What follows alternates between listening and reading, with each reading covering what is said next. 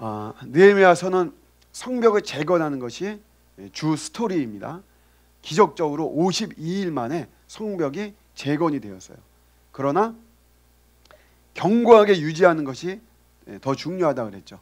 그래서 느헤미야가 정한 방책은 자기 집 앞은 자기가 파수하는 걸로 이렇게 하고, 그리고 일단 사람들이 많아야 되잖아요. 그래서 예루살렘에 원래 거주해야 되는 사람들, 그런데 열악하다는 핑계로 타 지역으로 갔던 사람들, 그런 사람들을 돌아올 수 있도록 그런 방책을 이렇게 세우면서 나름대로 예루살렘 성을 견고히 하려고 합니다. 그런데 요거는 자세히 보면 육적인 방식이죠. 사실 더 중요한 게 뭡니까? 영적인 방식이 중요하거든요. 제가 요즘 우리 성령님께서 계속해서 주시는 그런 마음이, 모래 위에 지은 집, 이거는 쉽게 무너진다는 거예요.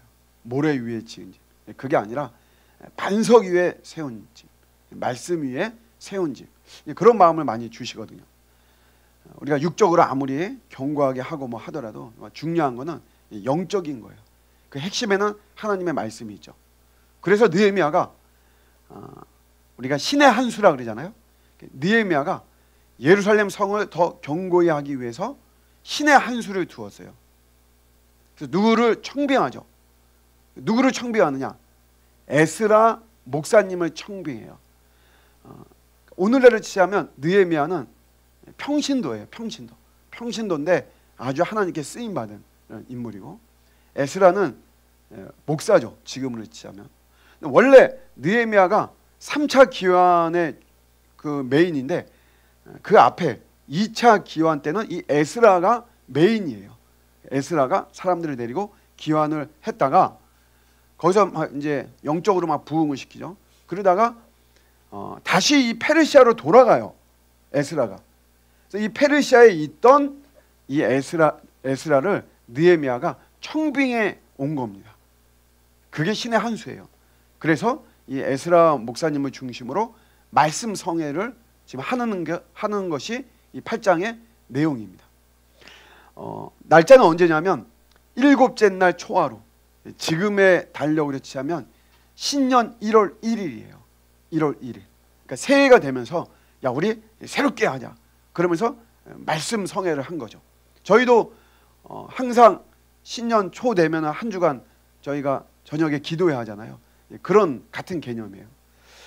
3절에 보시면, 근데 그 집회 시간이 대단합니다.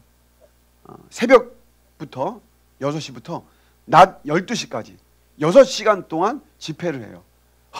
대단하죠. 그리고 에스라가 설교하고, 약간 이게 소그룹식으로도 또 되고 막 이런 것 같아요.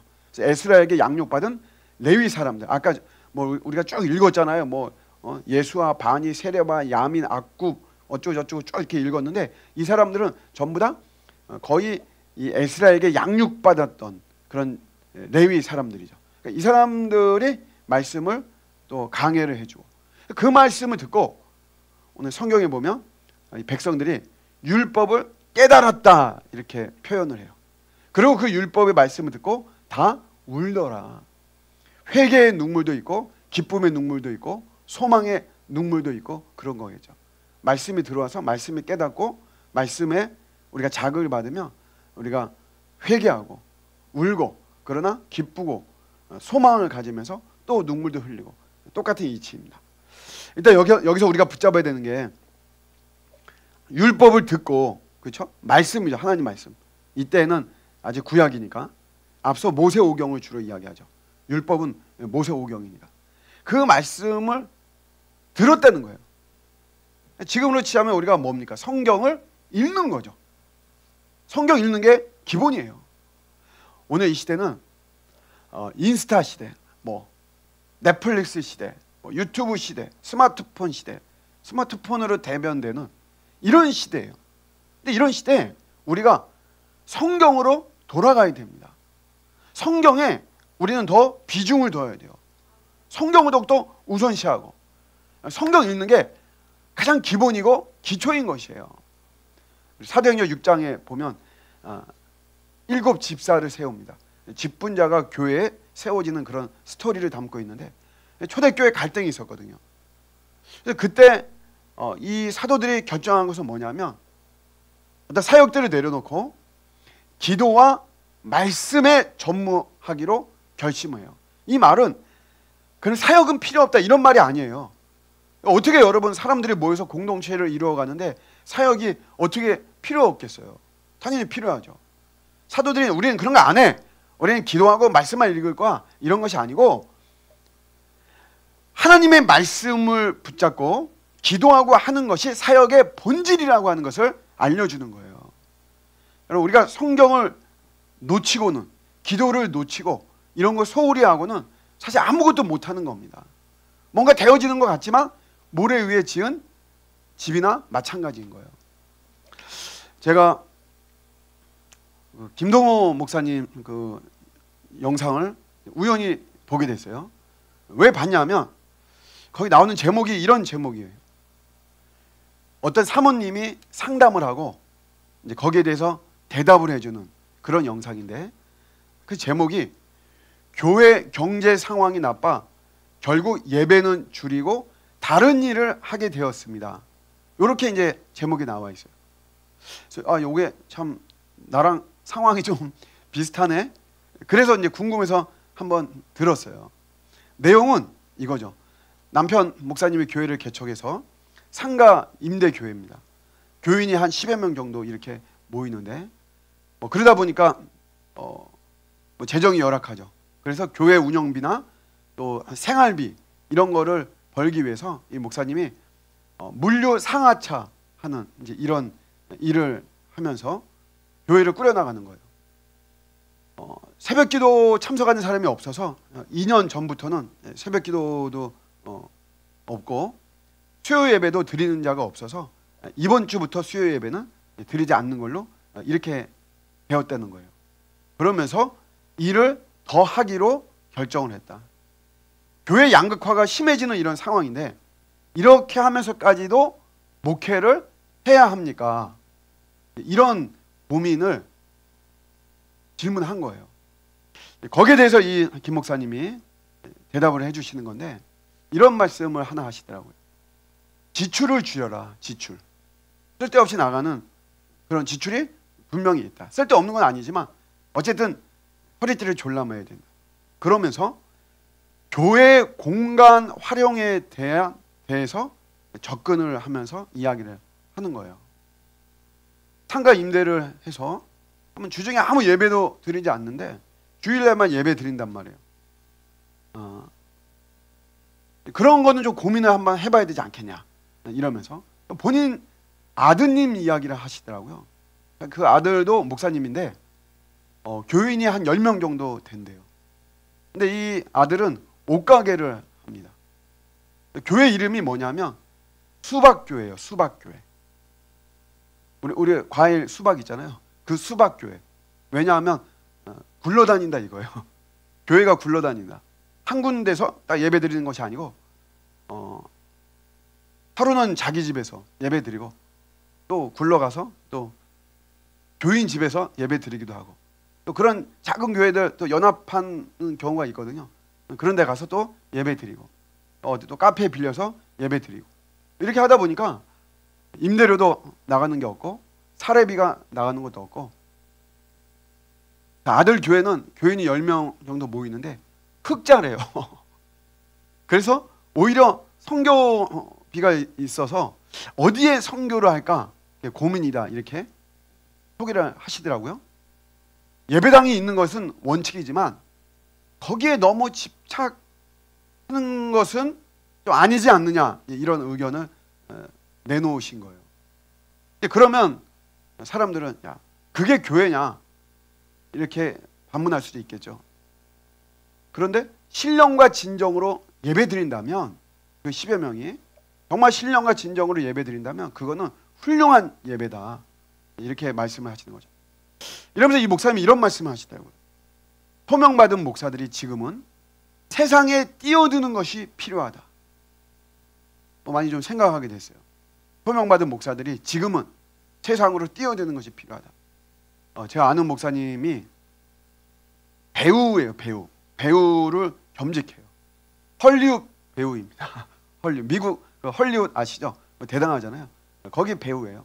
혹시 이진영 배우라고 여러분들 혹시 들어보신 적 없으세요? 아마 얼굴 봐도 모르실 거예요. 헐 이웃 배우. 뭔지 아시겠죠? 헐 이웃 배우. 그래서 그냥 쭉 이어서 헐리우드 배우, 자기 헐리우드 배우다 이렇게 이야기해요. 그래도 이제 단역에 좀 제법 나오고 공익 방송 같은 거, 또 어떤 뭐 독립 영화 요런데 제법 나오시거든요. 근데 어느 날 목사님 역을 맡게 됐대요. 자기 원래 목사니까 자기가 수월하게 할 줄 알았는데 요게 또 촬영하면서 하는 거다 보니까 또 참 쉽지는 않았다, 그런 이야기를 하면서, 그러면서 이제 옆에 있는 어떤 배우하고 이야기가 돼가지고 자기가 사실은 진짜 목사다 이렇게 이야기하니까 이분이 하는 말이, 이분도 한 나이가 한 50대 60대 된 사람인데 자기는 지금까지 일생 살면서 목사님이랑 처음으로 이야기를 해본다, 그런 이야기를 하더라고요. 여러분들은 뭐 늘 교회 와서 뭐 저하고 이야기하고 우리가 뭐 믿음 생활을 하니까 당연하게 여기는데, 교회를 나오지 않고 이런 분들은 목사님하고 대화할 기회가 사실 없는 거죠.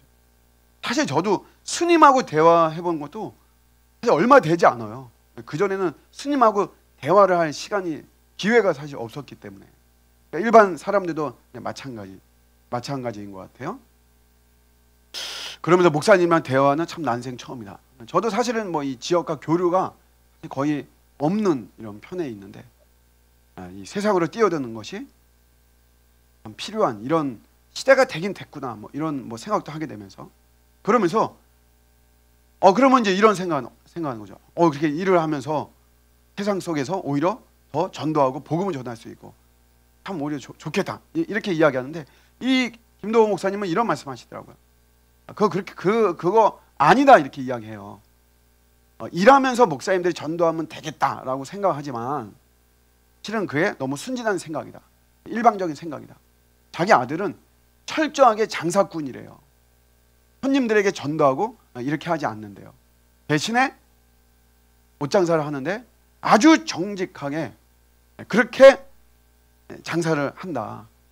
사람들이 뭔가 다르다는 것을 하면 안 되는 거예요. 그 자체가 전도이고 선교다, 이렇게 이야기하면서 그 사모님한테 마지막으로 10명의 교인이 있지 않느냐, 뭐 너 더 늘려야 한다는 이런 생각, 그런 어떤 그 강박증, 사실 그런 것보다도 지금 있는 교인들이 더 은혜를 받고 더 하나님 만나고 이게 중요하지 않겠냐, 뭐 이제 그렇게 이야기를 풀어나가시더라고요. 저도 이제 뭐 이 국수 사역을 이제 하게 되면서 그 내용을 들으면서 내가 말씀으로 무장하지 않고 세상에 뛰어든다면 이게 안 되겠구나. 모래 위에 지은 집, 그게 계속해서 제 머리에 떠오르더라고요. 그게 나도 내가 더 성경을 더 진지하게 읽어야 되겠다. 제가 얼마 전에, 몇 주 전에 가나안 성도에 대한 그런 내용을 설교하면서 그 부분을 제가 편집해가지고 유튜브에 올렸거든요. 좋게 보면 도전이 될 수 있는 말이지만 또 한편으로 보면 불편한 내용은 될 거예요. 아니나 다를까 어떤 분이 댓글을 달았더라고요. 그러면서 저에게 이제 그분이, 제가 볼 때는 다 영상을 보고 댓글을 쓴 게 아니라 제가 이제 주인 의식을 가져야 된다. 교회 내 교회다. 아마 그 부분만 보고 댓글을 단 것 같아요. 그래서 저에 대해서 참 안 좋은 악평을 이렇게 하더라고요. 뭐 마치 복음을 모르고, 십자가 복음을 모르고, 십자가 복음을 전하면 어떻게 그런 일이 있겠냐, 막 하여튼 그러면서 댓글을 달았어요. 그래서 제가 이제 저도 할 말을 하고 싶더라고요. 이게 막 다 무시하고 싶지 않아가지고 문해력을 가지고 영상을 좀 봤으면 좋겠다. 그러면서 제 나름의 이제 답변을 하고 마지막에 혹시 가나안 성도입니까? 제가 이렇게 질문했어요. 그랬더니 그분이 대답을 했는데 자기 가나안 성도다 이런 말을 안 했지만 뭐 답변이 보니까 가나안 성도예요. 교회를 나갈 때는 다 그런 어떤 이유가 있다, 뭐 이렇게 이야기를 하면서, 그러면서 마지막에 이런 말을 쓰더라고요. 평신도들은 사느라고 분별력이 떨어질 수밖에 없다, 이런 말을 이야기하더라고요. 맞는 말이죠, 여러분. 쉽지 않더라고요. 왜? 분별력이 떨어질 수 있지만, 그렇기 때문에 여러분 우리가 더 말씀으로 돌아가야 될 줄로 믿습니다. 그 자체가 핑계가 되고 합리화가 될 수가 없는 거예요. 육아하느라 바쁘고 공부하느라 바쁘고 내 일하고 실적 쌓고 나도 승진해야 되고 여러 가지로 바쁜 건 틀림없는 사실이죠. 그렇기 때문에 우리는 더 기도해야 되고 더 말씀으로 돌아가야 될 줄로 믿습니다. 더 성경을 우리가 놓치지 말고 성경 읽는 게 이게 기본이고 기초입니다. 저도 여러분 제가 무너지는 거는 그냥 간단해요, 여러분. 제가 여러분 일을 하고 한다고 해서 제가 무너지고 제가 그러는 거 아니에요. 저도 제가 성경 읽지 않고 제가 기도하지 않고 제 경험으로 제 감으로 세상의 흐름으로 살아가면 언젠가는 무너지는 거예요. 시간 문제인 거지. 항상 우리가 성경 읽는 것이 가장 기본이고, 이 사람들도 그 율법의 말씀을 듣고 울었던 거는 바로 그들이 너무나 성경과 거리를 두었구나 라고 하는 본질적인 그런 회개 속에서 눈물이 흘린 거죠. 오늘 우리가 다시 성경으로 돌아가는 것이 너무나 필요한 시대인 거죠. 우리의 육적으로만 우리를 막 이렇게 강력하게 한다고 해서 다 잘 되는 것이 아니고요. 모래 위에 지은 집인 거예요. 중요한 건 우리가 반석 위에 지은 집, 하나님의 말씀으로 내 인생을 세우고 우리의 가정도 세우고 우리의 교회도 세우고, 이것이 더 중요합니다. 성경으로 돌아가는 저와 여러분들 되시기를 우리 주님의 이름으로 축복합니다. 아멘.